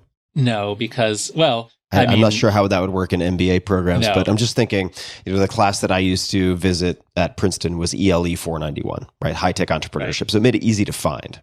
Oh, well, there's no point in them finding it because it fills up with Stern students. Even if you're at NYU but not at Stern, you can't take it. Mm-hmm. So all my stuff is at jonathanhaidt.com. I will find a way to put it on my site. And then I think our discussion, it might air before New Year's, but the Substack isn't going to be up until late January, probably. Okay. I'll do something. Thank you. And it's easy for us to put in the show notes. So once anything is available, we can add it to the show notes at tim.blog/podcast, and people can find you by just searching HAIDT. Let's talk about religion and happiness. So I have observed, I'm not the only one, generally speaking, I would say let's just say self-described rational, materialist, left-leaning folks to be pretty unhappy overall. That's And right. I have found very smart, very thoughtful people who would identify as religious to, on average, be quite a bit happier. And I know happy can be a slippery term, but if we're looking at work and love, work and relationships, they seem to check a lot of boxes very well. But it seems to me, and I'm just going to speak for a second here, that with religion, you also remove a lot of uncertainty, decision fatigue, paradox of choice that makes life less of a death by 1,000 paper cuts. And maybe that also contributes to a general sense of well-being, that many of your decisions are more automated, perhaps the people you spend time with, perhaps your weekly structure, the architecture of your life. How do you think about this? What have you seen in your observations and studies with respect to religion and happiness? And are there ingredients from religion that secular folks can borrow to get some of that upside? So there's a huge amount of research on happiness and who's happy. And the two big things that really come out consistently are religious people are happier and married people are happier. Religion and marriage are the two giant demographic factors or quasi-demographic factors that seem to go with happiness. And then there's a lot of question as to why. Why does religion make people happier? It might be what you said. It makes, you don't have to think about things. You have a sense of meaning. You don't worry about the afterlife, whatever it is. No, it turns out when you do empirical studies of what elements of religious people's lives correlate with happiness, overwhelmingly, it's nothing about belief. It's participation in a community on a weekly basis, especially a community that has some sort of moral principle, some sense of uplifting, some sense of self-control, binding, moral responsibility. And so actually this allows me to go back to Durkheim. I dropped that name in before, but didn't really tell listeners anything about him. So Emile Durkheim is one of the most important sociologists in history. He's writing in France in the 1890s and early 1900s. And one of his early works is this incredible study of suicide. Now, this is when European countries are just beginning to collect statistics. And he goes through all the data he can get on suicide in different countries in Europe. And he's looking for what makes the suicide rate go up and down. And he treats the suicide rate as a thing in itself. It's a sociological fact. It's an emergent fact about a country. Its rate goes up and down. What makes it go up and down? Well, when you go to war, the suicide rate goes way down. People are bound together. They don't kill themselves. When you look at who in a country kills themselves, it turns out if you're married, you're less likely to. If you're married with children, you're even less likely to. Whereas if you're Protestant, you're more likely to, but if you're Catholic or Jewish, you're less likely to.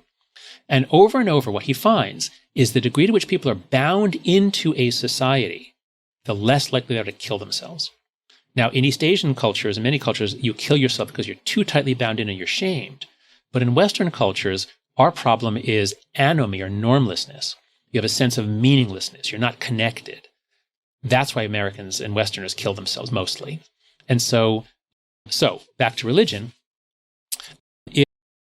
If you're an atheist and you're not part of a community, and especially if you're a new atheist and you're angry or whatever, but the protective factor seems to be being bound into relationships and community. And that fits with everything else I know in psychology. The comment on wartime also makes me think about Tribe by Sebastian Junger, which I highly recommend to people. It really underscores the fragility of isolation and also the fragility of fetishizing comfort in a way. I suggest people take a look at that. Well, Jonathan, we've covered a lot here. I could ask many more questions, but what have I neglected to ask? And I do have a question about heresies of yours in a moment, but is there anything that you would like to bring up that I have not mentioned? Yes. We haven't talked about what's happening to Gen Z. We haven't talked about what's happening to kids. I talked about them before in a sort of negative way, like Gen Z shows up on campus and then all of a sudden there are all these problems. But again, I don't get angry. I'm not moralistic. We have to understand what's happening to Gen Z. So I just want to talk, if I can just talk a little bit about that. And could you also define Gen Z? Yeah. And then please continue. So millennials are those who were born in 1982. And we used to think that it would go to maybe 2000. But it turns out that kids who were born in 1996 and later are different from those born, say, 1994 and earlier. I mean, it's a surprisingly sharp cut, equivalent to what we find with birth year 1946. The post-war world really was different to grow up in. And I believe, so I'm drawing on work by Jean Twenge, but I've also added, she and I are working together, and I've added a lot. What happened is that if you were born in, say, 1990, you didn't get an iPhone until maybe around 2009 is when teenagers started getting it. So if you're born in 1990, you didn't get an iPhone, a smartphone, until you were 20. And you didn't get on social media. You might have been on Facebook partly, but you don't live on social media until you have your own smartphone.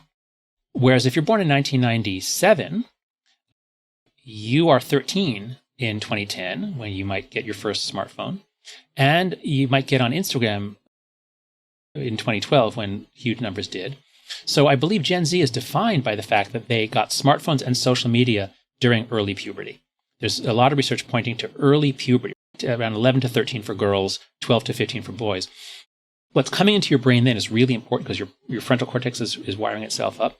So when human beings are raised without much independence, but yes, with a phone, and they spend their childhood just interacting with a screen, and especially social media, I believe it messes up cortical development. The girls in particular, the rates of anxiety and depression are up much more than 100% since 2010. The rate of self-harm, hospitalizations for self-harm, is nearly tripled for preteen girls.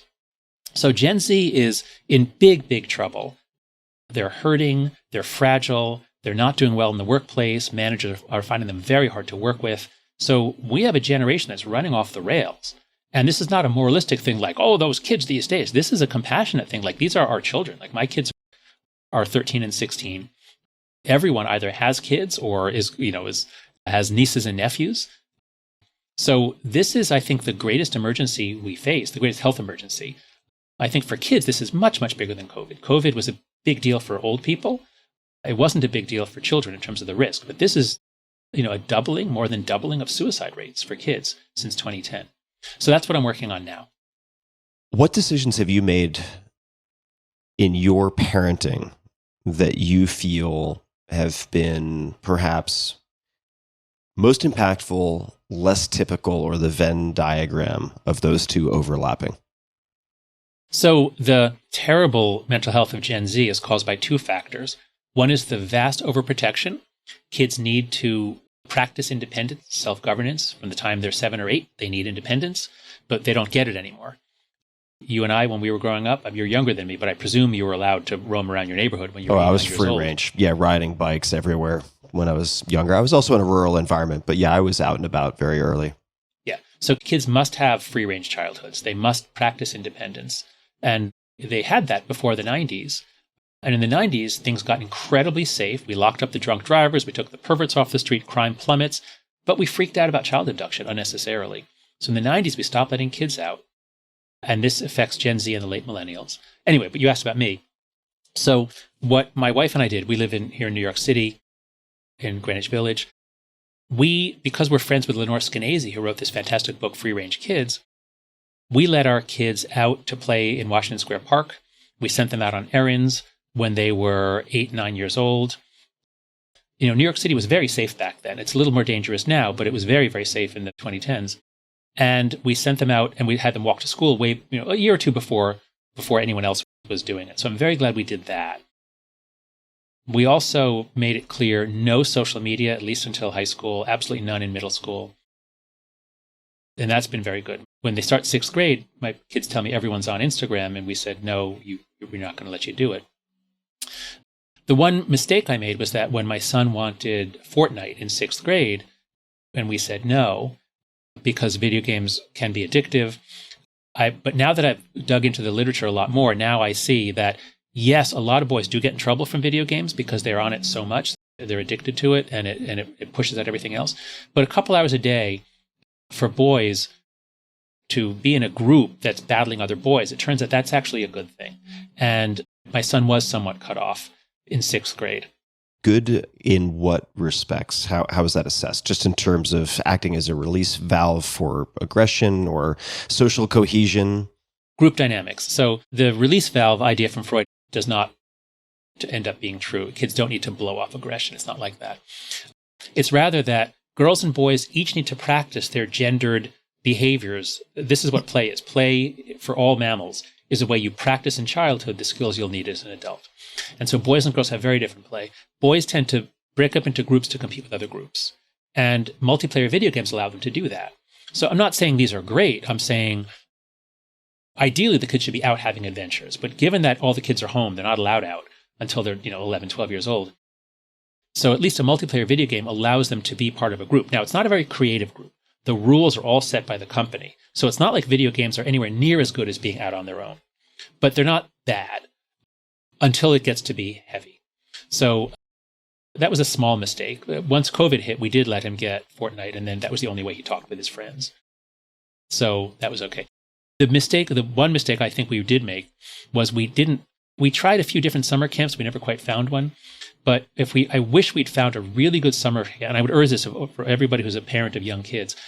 From the time your kid is about 8 or 9, certainly, I'd say 8, find a sleepaway camp that is pretty unstructured and unsupervised. The kids have to have a lot of independence. Some summer camps now are so overprotective, you can't go to the bathroom unless you have an escort. And sometimes you need 2 escorts, because what if one escort falls down and gets hurt? Like, that's crazy overprotective everywhere. But if you can find a summer camp that is not crazy overprotective, send your kid there every summer. That, I think, is one of the few chances they really have to develop skills, to be out in the woods. So I wish we'd done that. I was fortunate in that respect.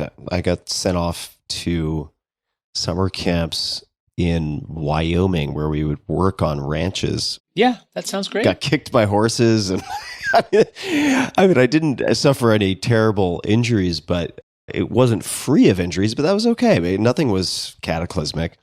And that, I think, combined, if I don't have kids, but if I do, and I hope I do at some point, I also think a year abroad in a critical window similar to mine, yes, because of that forced independence. And there are other reasons, there are other compelling reasons, but I came back a fundamentally different person in terms of my confidence in my abilities to handle uncertainty and to adapt. It was just night and day, complete phase shift. That's right. That's how kids learn to manage risk for themselves. You learn to be a risk taker. When we overprotect kids, we're not doing them any favors. We're not keeping them safe. We're increasing their odds of anxiety and depression, self-harm and suicide. And we're depriving them of the ability to judge risks for themselves. They're going to be less successful, less likely to start businesses. No, we've really messed up Gen Z. I feel like one other unexpected blessing in my life was transitioning from a very bad public school on Long Island to a very good boarding school in New Hampshire, which was actually largely my idea. Encouraged by teachers, a handful of good teachers at the pretty low quality public school on Long Island who effectively said, you should try to get out of here. So I do owe them thanks. When I went to the boarding school, which was very similar to, let's say, a Dead Poets Society type of setup, but classes 6 days a week, mandatory sports.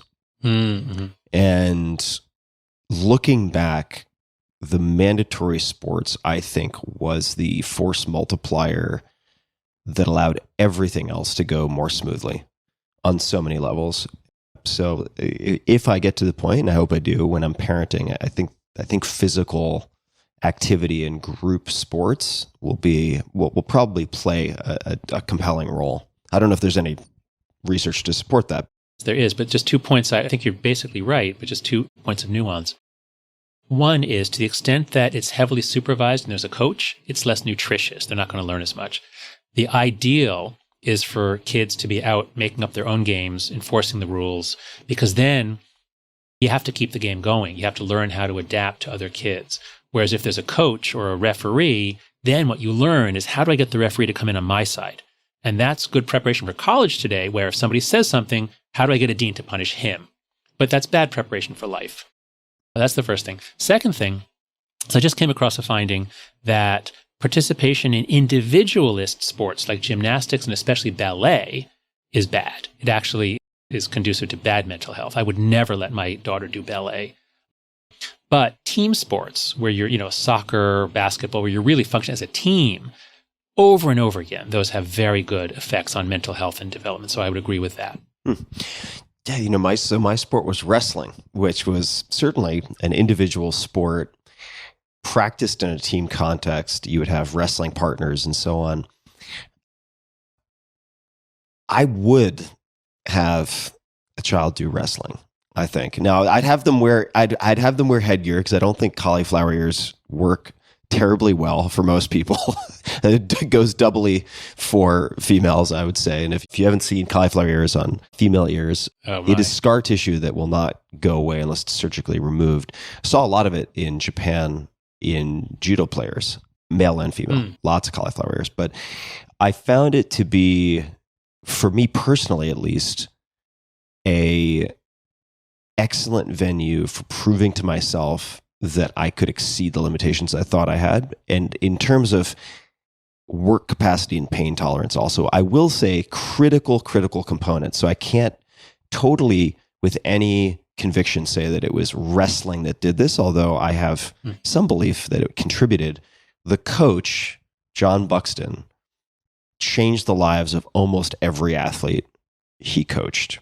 And to this day, I'm still close to him. And many people in that wrestling team went on to do some pretty outstanding things. And they have all, to my knowledge, just about all of them have mentioned Mr. Buxton. We have a tough time calling him John. I have to ask you a question then. Yeah. Did he have a tough coaching style, or did he have like a warm, nurturing style? He was extremely tough. And this is what I was going to bring up. He was extremely tough. He did not suffer fools gladly at all.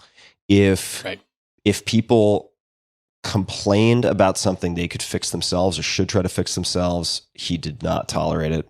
He was a very tough coach. Good. That's what I expected. And he was a very good performer. So he himself had been an outstanding wrestler and could go toe-to-toe with anyone in the group, including people who went on to become All-Americans. I mean, granted, in their particular corner of the wrestling world. And exceptionally tough. And he would give occasional positive feedback. And I don't want to say he was stingy, but you really had to earn it. You really had to earn it. That's what I figured. Wrestling is probably the best anti-fragile sport there is. That is, more than any other sport, wrestling is really going to be about developing your antifragility, your strength in the face of adversity, testing your strength. So the sport itself is very conducive to growth in that way. And I kind of knew, given how grateful you were, I kind of knew that he was going to be a tough coach, not a warm, nurturing coach. Because you really need to get the full benefit of the growth into strength, you need someone to push you. You need someone with high standards. You need someone to enforce those standards. You need to strive for them. A few years ago, when I gave a talk on the Coddling of the American Mind, I was sitting next to somebody who'd been, I think, the head of the NCAA, or high up in it. And this was like 2018, 2019. He said, the tough coaching style is no longer, it's not that it's banned, but it's that coaches are finding they can't use the tough style anymore because the kids will cry, they'll report them, they'll say, no, you need to be nurturing. And so tough coaching, I think, is going out because what if you hurt a kid's feelings? And so in so many ways, we've accepted, and that's great untruth number one of the Coddling of the American Mind is what doesn't kill you makes you weaker. Now that's wrong. That's a falsehood, but that's what many people now believe. And I think your experience really shows that no, what doesn't kill you makes you stronger. That's what Nietzsche said, and that's what the psychology supports. So, I think for the lesson here for parents and teachers is we need to have standards. We need to push kids to meet the standards. Sometimes the kids are not going to be happy. And as long as we can be reported for pushing the kids, we're not going to push the kids. And the whole generation goes down the tubes. So that's what we're doing. Yeah, and Coach Buxton also fundamentally believed, I'll speak for myself personally, I don't want to speak for other folks, but he would reinforce the belief that he saw in me the capacity to do more, to perform better. Mm-hmm. And it was in that context that being a tough coach was the nice thing to do. Does that make sense? Yeah, absolutely. In service of realizing that unrealized potential. And I think all of the athletes he coached felt that way, that he saw something in us that we couldn't easily see, and he was pushing us to unlock that potential.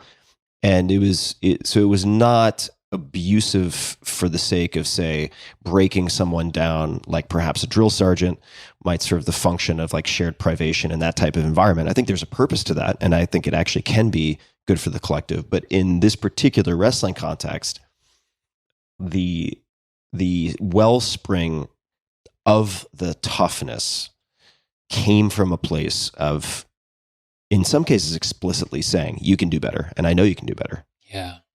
And that was powerful. It was very powerful. And that is beautiful. I think what you've just done there is you've stated what the telos of teaching should be.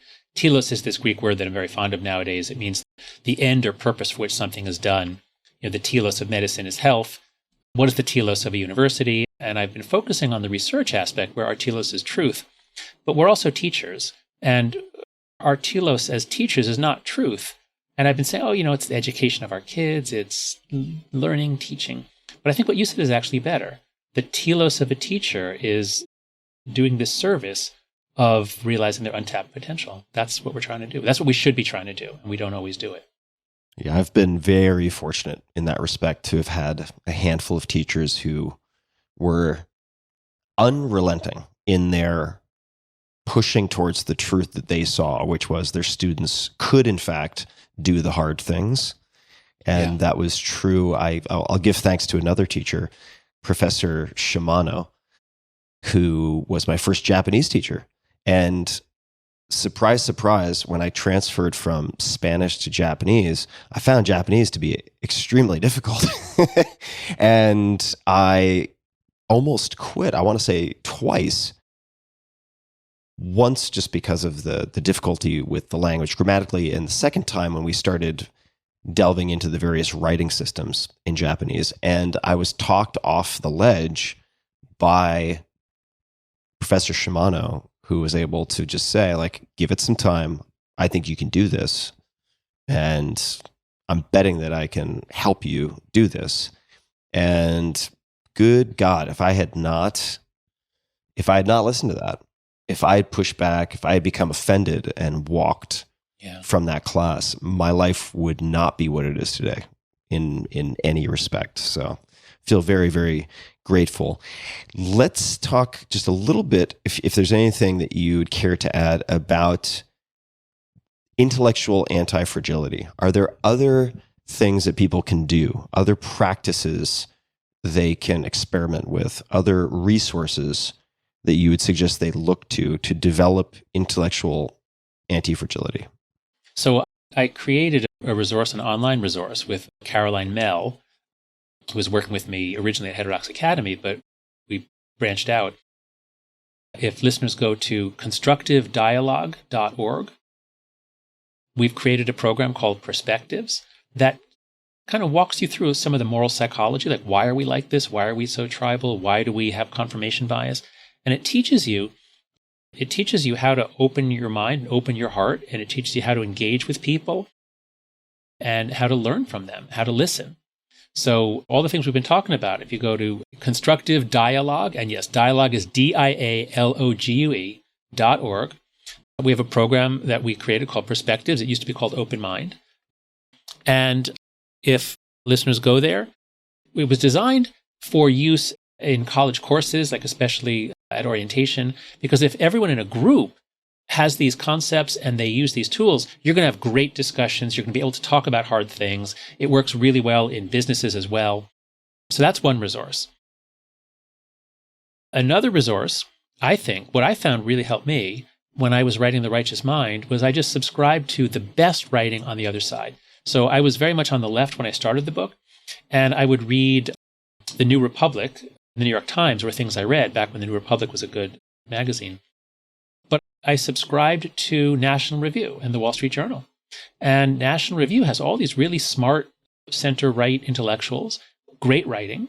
And I found that, and I would read about current events, like on the left and the right, I just understood things much better. It's kind of trite, but you literally can't understand something from looking at a single perspective. You kind of have to walk around it and look at it from all sides. So resources are out there, and the internet is such that it will guide you to fantastic resources from each perspective. And if you don't seek them out, then what you get, if you're on the left, you do encounter some conservative ideas, but usually you encounter reports of them in their worst form, or reports of them being held up to ridicule. And same thing if you're on the right. So, if you want to be smarter and stronger, you must seek out different perspectives. It's kind of trite, but there it is. So constructivedialogue.org, and we'll link to all of these in the show notes. And I'll also create a URL by the time this comes up. It'll work, which will just be tim.blog/Haidt, Haidt, and that will forward to this episode so people can find all the links in the show notes really easily. Let me ask you the billboard question. I'm curious what your take on this might be. The billboard question is sometimes a dead end, and I'll take full blame for that if it is. But if you could put a message, a quote, anything at all on a billboard, metaphorically speaking, to get something out to billions of people, assuming they would all understand it, what might you put on that billboard? That's actually easy. I'm going to nominate two, if you'll give me the front and the back of the billboard. I'll give you two. Okay. So the first is a quote from a Zen Buddhist philosopher in the 8th century, Sengsan was his name, Chinese Buddhist philosopher. And I've used this quote in most of my books. He says, "The perfect way is only difficult for those who pick and choose. Do not like, do not dislike. All will then be clear. Make a hairbreadth difference, and heaven and earth are set apart. If you want the truth to stand clear before you, never be for or against. The struggle between for and against is the mind's worst disease." So this is what we were talking about before, about getting beyond moralism. When you're moralistic, when you're judging, when you're saying this is good, this is bad, you get stupider. You don't understand the nuance of things. So this quote is about sort of demoralization, not like being demoralized, but like sucking the moralism or the morality out of something and just trying to understand it. So that's the first. And then if I have the back of the billboard, I would put this quote from Joseph Campbell. So Joseph Campbell was a professor at, I think it was Bryn Mawr, or Sarah Lawrence rather, in the late 20th century. He studied myths, and there was a wonderful PBS series on I think The Hero with 1,000 Faces was one of his books. And so Campbell, this motto, this really calms me because I'm very alarmed at the way things are going, the way our complex dynamical system is kind of veering into chaos. And I found this quote to be really, really comforting. I sort of have it up on my walls, various places. He says, the lesson from his studying of heroes' myths, heroes' journey, stories around the world is this, quote, "Participate joyfully in the sorrows of the world. We cannot cure the world of sorrows, but we can choose to live in joy. The warrior's approach is to say yes to life, yes to it all." So that's what I'd put up. Love it. That's a great combination. And you mentioned Buddhism and Stoicism earlier. I don't know if you feel this way, but I have felt over time that there's tremendous overlap. Oh, yeah. In those two, let's just call it lineages, or broadly speaking, schools of thought. And I suppose both are also related to your front and back of the billboard in the sense of cultivating equanimity, a sense of being unperturbed by the vicissitudes, if I could use a fancy word, yeah. of life, the daily flux, all of these tiny and large tragedies that befall everyone at various points. When do you, or how do you revisit some of these practical philosophies for yourself? Let's just say that you're going through a period, or there's an event where you start to feel dysregulated, consumed by emotions. What do you do? Thank you for that. That's what, earlier you asked me, do I have practices? So beginning, there was the summer of 2017, I think it was, when Trump was threatening nuclear war against, there's a possibility of nuclear war with North Korea. And I really thought I think he might actually want to do it. And I was really thinking this really could be the end of the world. And it was then that I started rereading Stoic writings in the morning. And my favorite two are Marcus Aurelius' Meditations. The Gregory Hayes translation is, I think, the best one. And then also Epictetus, his collected works. And what I do, whenever I read, I do all my reading electronically now because I like to copy out text. So I copy my favorite lines out into an Evernote file. And so what I do in the mornings, I don't even have it in my calendar. Let me see, how do I record it in my calendar? Every day, repeating. There's a couple different things I do, but it's basically either reading Stoicism or Buddhism, or reflecting on psychotherapy. I've been in therapy for a while. And so, yes, I have it right here, Stoic or Buddhist reading. And I have to check it off each morning. And I do that before I check email, before anything else. And right, you're right, Stoicism and Buddhism, they're very, very similar, except Stoicism is sort of like a Western version because it is more about action in the world. Now, Buddhism, there are Buddhisms that are very much in the world. There are those that pull you away more. But there is a sort of an Eastern sensibility, like in Taoism, about like, don't do anything, just settle, just let the world arrange itself. And Westerners are not like that, and Stoics are not like that. But it is like, act in the world. Like, okay, you're the emperor of Rome, but you're still getting upset about things, and you have to, like, everything's crazy around you. But it's not just for emperors. Epictetus was a slave. Mm-hmm. And so it actually works at any level of society. You can never control everything, even if you're the emperor. So both of them are just incredibly psychologically wise ways of living in a world that you can't control and maintaining not just your equanimity, but even the capacity to be open-hearted and loving. There's some very similar passages about not necessarily loving your enemies, but actually sometimes it is and they both use the same technique of saying, and remember, you'll both be dead before long. Like, that's a quote from the Dhammapada. Like, how can you quarrel, knowing that you'll both be dead before long? Mm. It's all trivial. Mm. How long is your document that you review in the morning, that Evernote file? Well, I've got a whole big one for Seneca, who I'm going through. Seneca, there's just so much writing, and it's not as dense in terms of gems. But, I've got one for Epictetus, one for Aurelius, one for Buddha.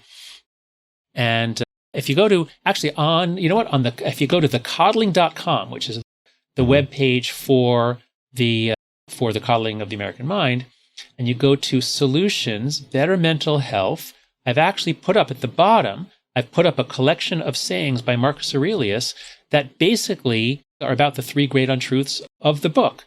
So here's one. Today I escaped from anxiety, or no, I discarded it because it was within me in my own perceptions, not outside.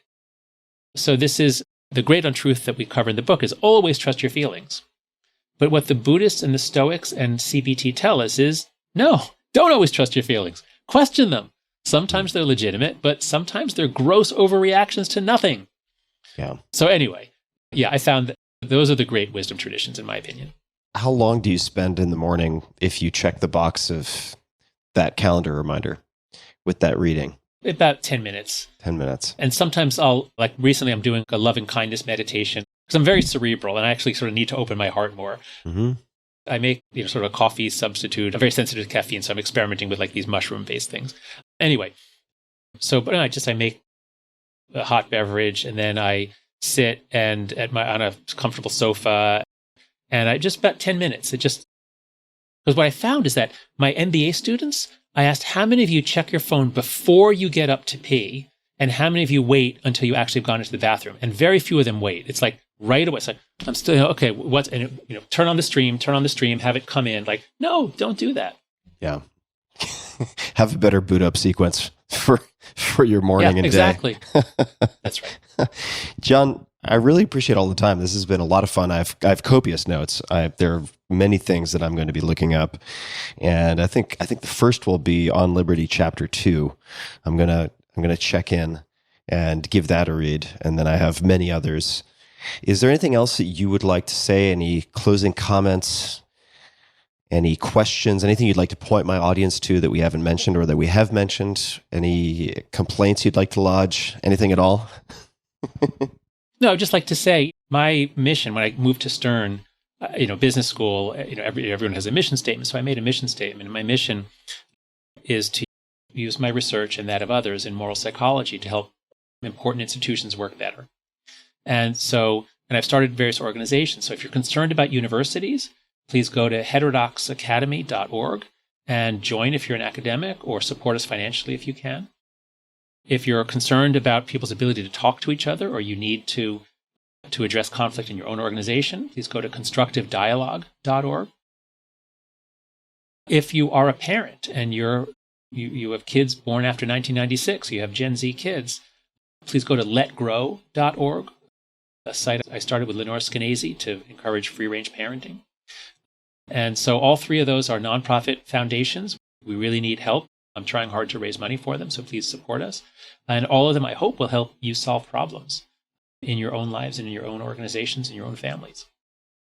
Perfect. That's the perfect place to wrap up. And for everyone listening, all of these links I will gather and put also in the show notes, so they'll be collected in one place, and you can click them to take yourself to all these destinations, tim.blog/Haidt Haidt on Twitter. Be careful. It's a full contact sport out there at John Haidt and JonathanHaidt.com. John, thank you so much for taking the time and being so game. I really appreciate it. Oh, thank you. This was rollicking good fun. And to everybody out there, be just a little kinder than is necessary. Don't believe everything that you think. Ask questions before you make strong statements. And thanks for listening.